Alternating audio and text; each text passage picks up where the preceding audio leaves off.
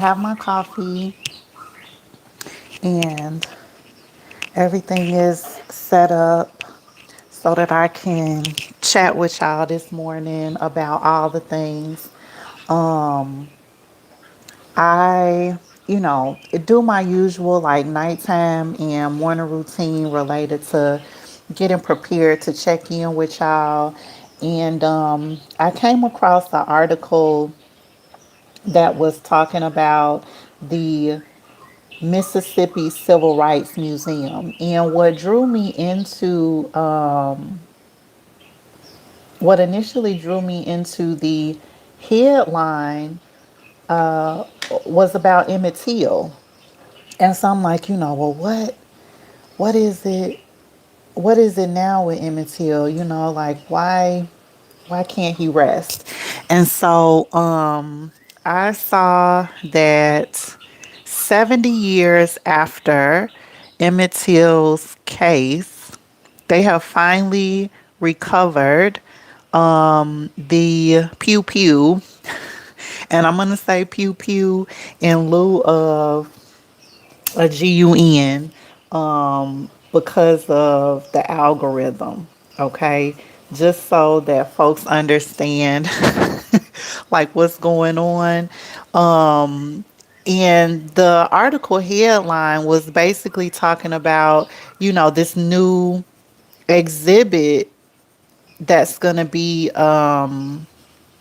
or this new cultural artifact that's going to be added into an exhibit related to Emmett Till. And yeah, I wanted to kind of come on and talk to y'all about it because I have some questions about it. So just as like a check in,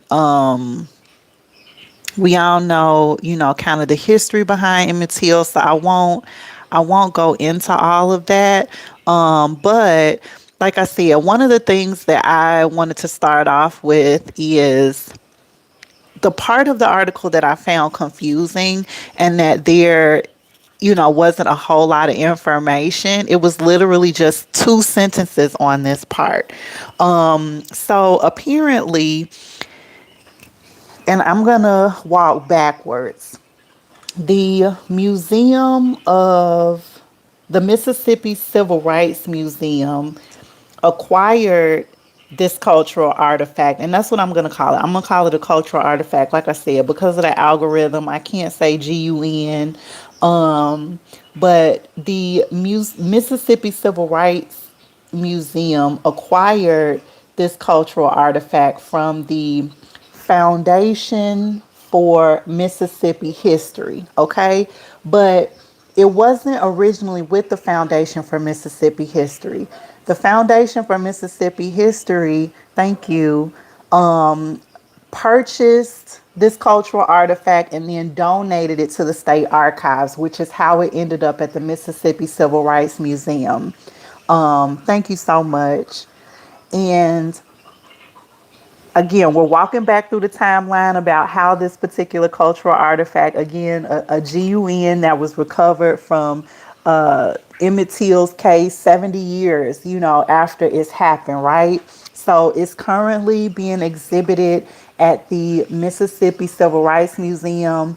The Foundation for Mississippi History is the one that purchased this cultural artifact and then donated it to the state archives, which is how it got to the Mississippi Civil Rights Museum. Now, how it got to the Foundation for Mississippi History, the only thing that the article says is that it had been in the possession of a family in the Mississippi Delta who asked to remain anonymous. Now, I need to sip, I'm going to sip some of my coffee real fast on that, okay?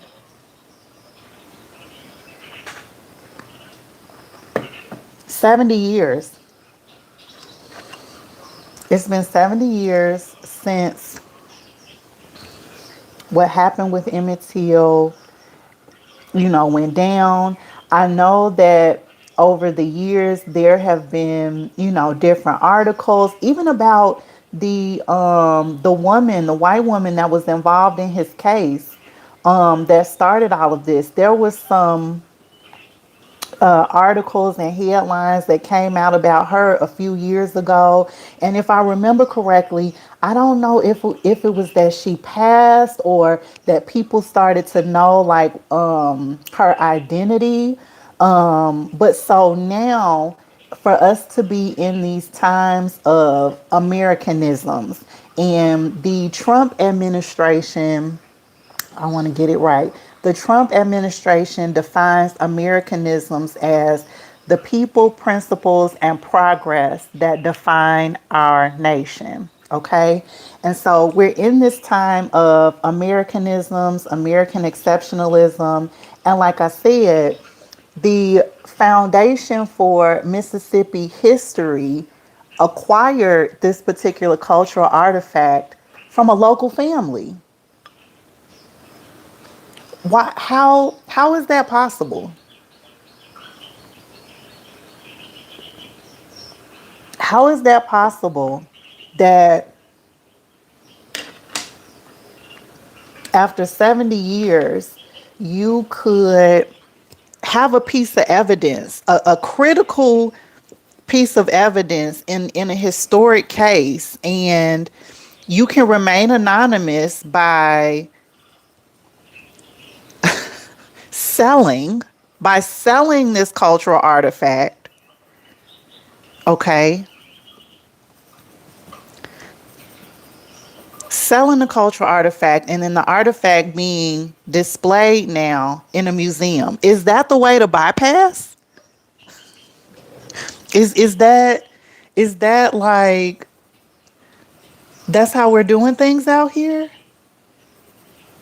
So the foundation for Mississippi history isn't like they don't have any kind of ethics or morals or legal obligation. They can just purchase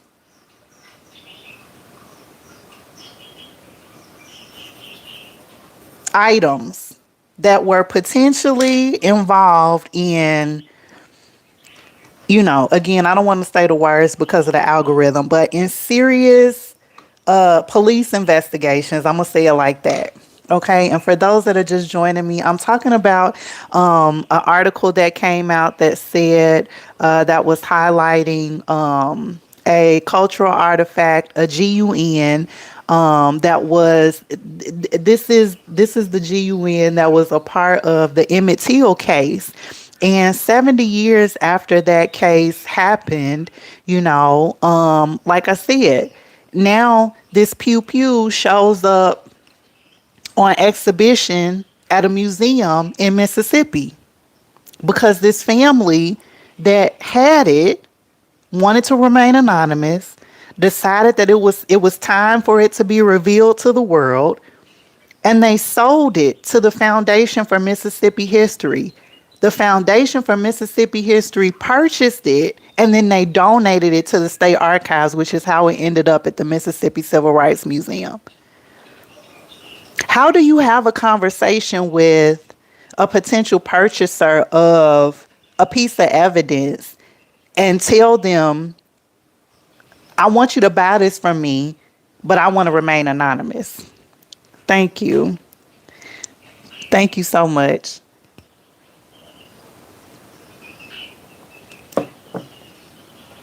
So that's what I was reading about last night, y'all.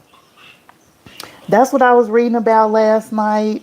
Um, I have so many questions, because again, we're in this time of Americanisms, American exceptionalism, and then um this cultural artifact, resurfaces, right?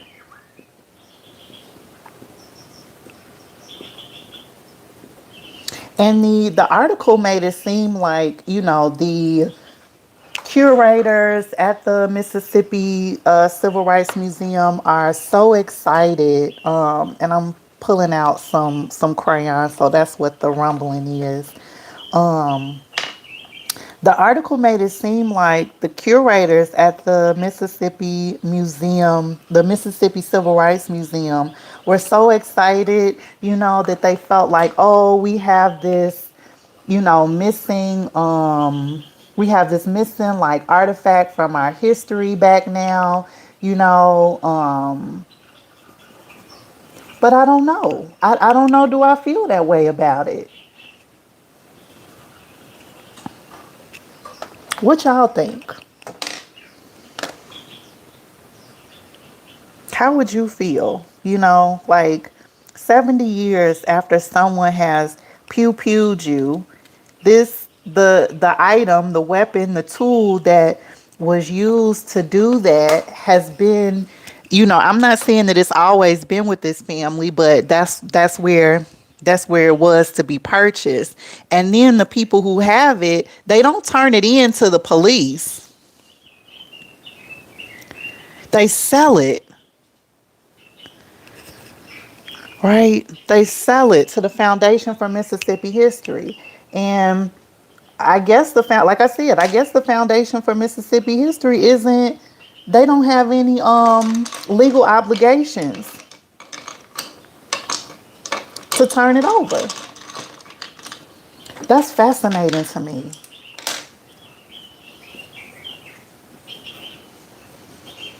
So this is one of the articles that I was reading, last night, while I was thinking about like what do I want to come on here and talk to my art and culture besties about,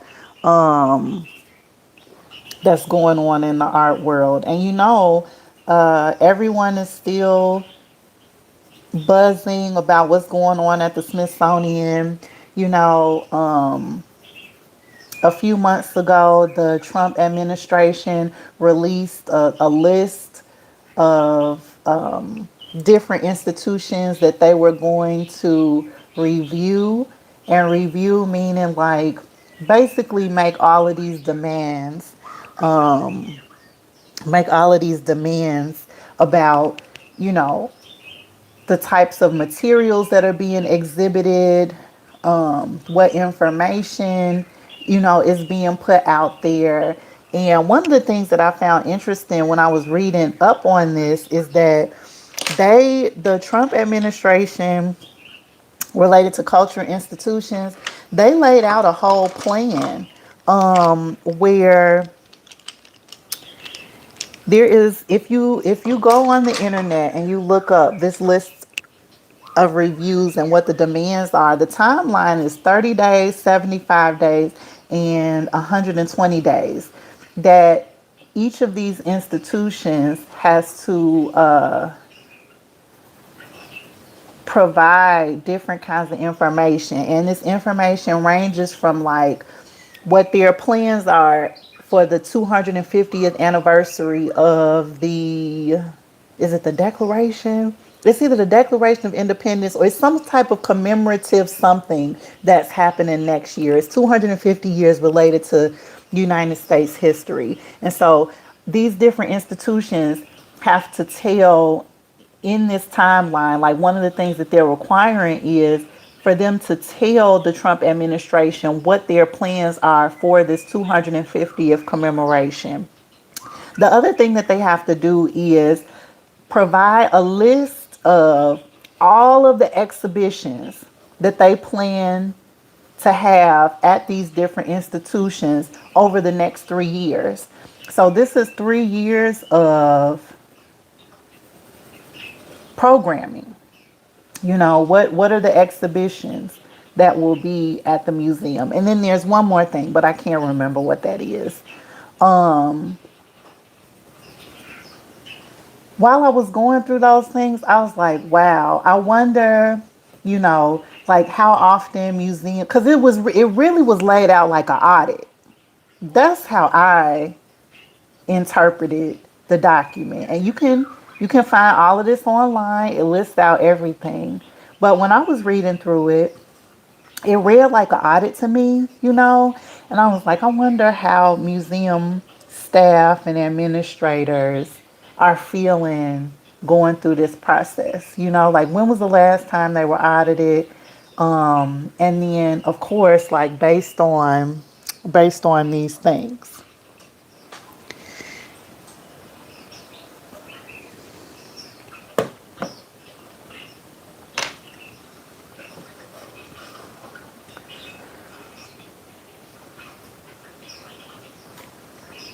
I think that was, you know, definitely one of the kind of catalysts for this statement that was put out a few weeks ago, not even that long ago, maybe 2 weeks ago. Different artists and scholars have signed this statement. It's called The Cultural Freedom Demands Collective Courage, a nationwide statement of values and principles for the field of arts and culture. And I think it's an amazing statement. I think it's an interesting time to kind of see the arts and culture sector and community, you know, rise up against this push for ultimately what it is art censorship, right? I was thinking about that too. Like, you know, I think this is the first time in my lifetime, and I'm an elder millennial. You know, I think this is the first time in my lifetime that I've seen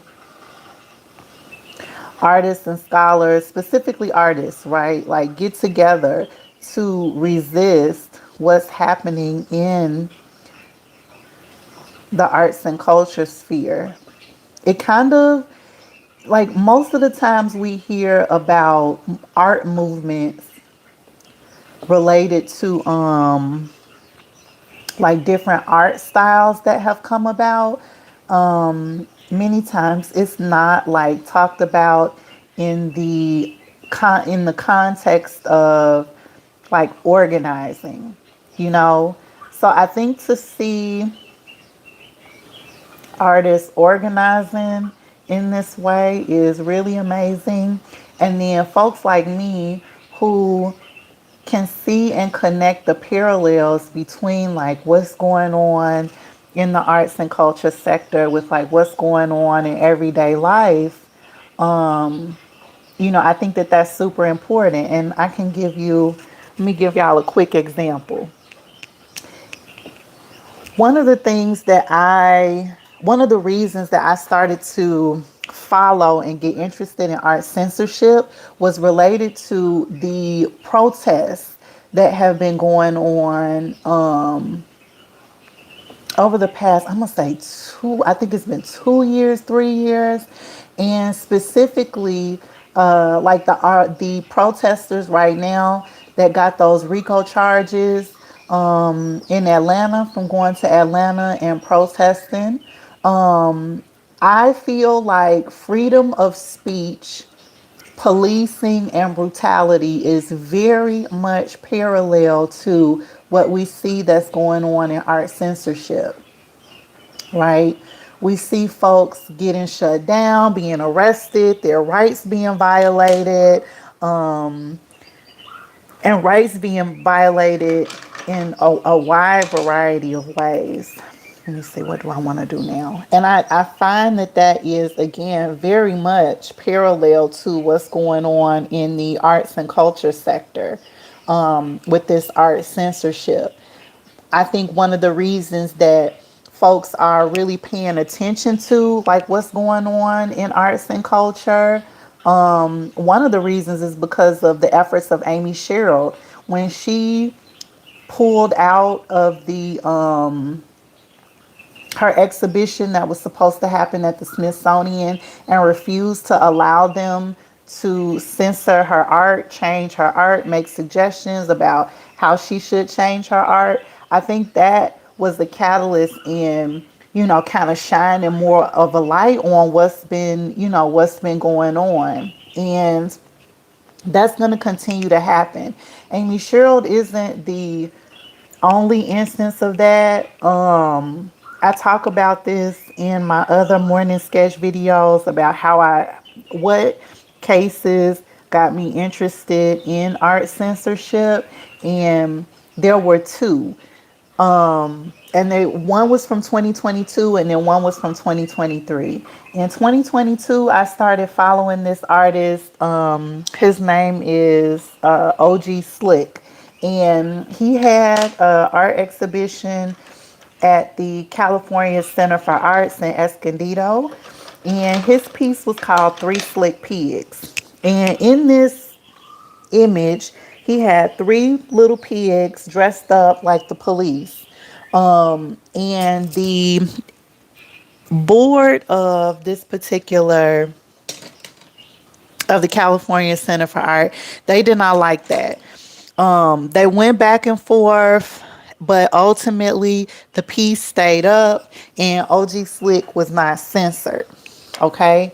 The other case that I started to follow around art censorship is one that came out of Miami, Florida, on Miami Beach.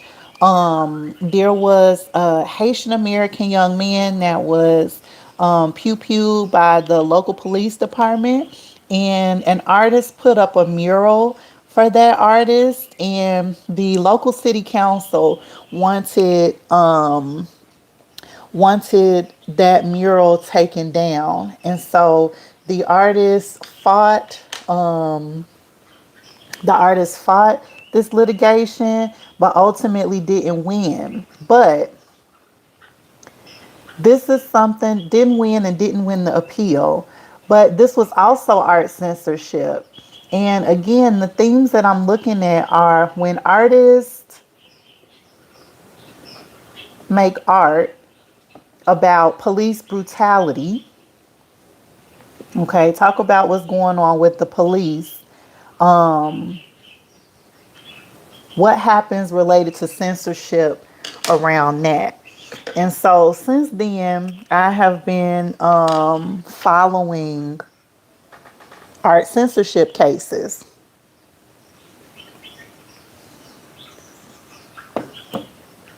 And again, one of the reasons that that is interesting to me and I want to follow it is because I see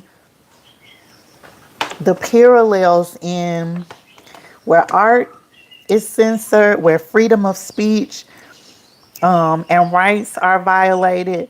I see that across all of the work that I do with abuse of power and what folks in power positions will do with their power, especially around silencing people. Okay. So that's just a little bit more kind of background around how do we get here, you know,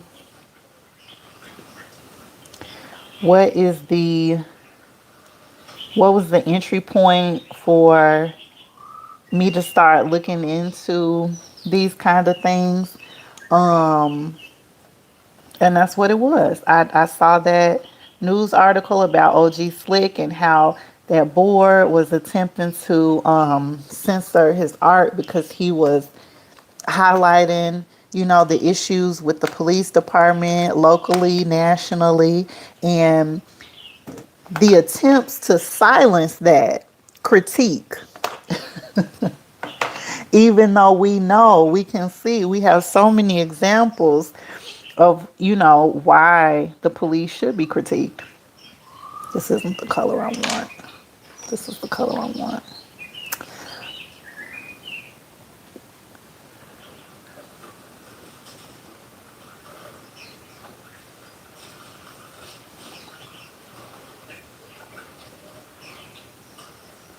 Okay.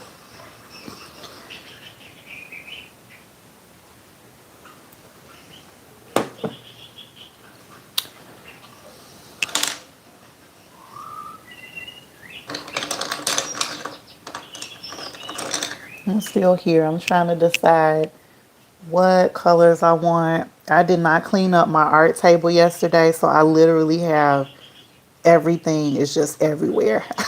So I'm just grabbing from right there and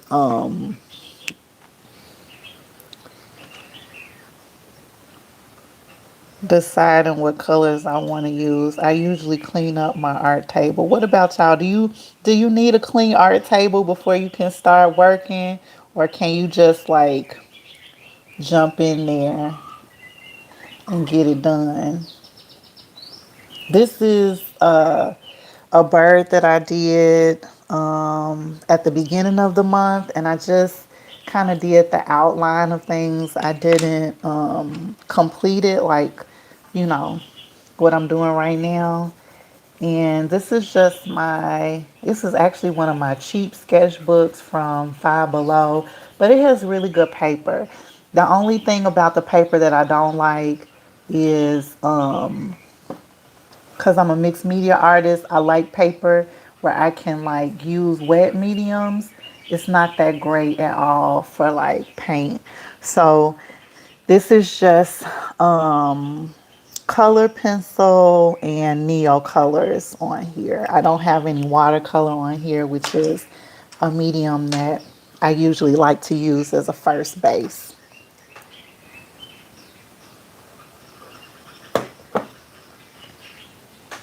I appreciate y'all so much. I feel like y'all listen to me ramble, but we talked about Emmett Till and some of my questions about, this new cultural artifact that's on display. The other thing that we talked about was just continuing to highlight the arts and culture community resisting the current administration's attempts to facilitate censorship. We defined what Americanisms is according to the administration, and that is the people, principles, and progress that define our nation, which I think is a very broad definition of what Americanisms mean. But it also calls into question how folks are interpreting that, right? Yeah, and then we talked about the different cases that sparked my interest in art censorship because of the other kind of instances of freedom of speech violations and abuse of power that I've been following in other sectors of the work that I do. And, that's related to organizing, that's related to mental health. And then, like I said, because I'm an artist, I can see like how these things are all connected. And so this is my morning routine. I had shared in my first video that usually in the mornings I sit down and I sketch because I have anxiety pretty heavy in the mornings. And so it's a part of my morning routine to try to mitigate some of that anxiety. And then the other thing that I do is nerd out and like listen to or read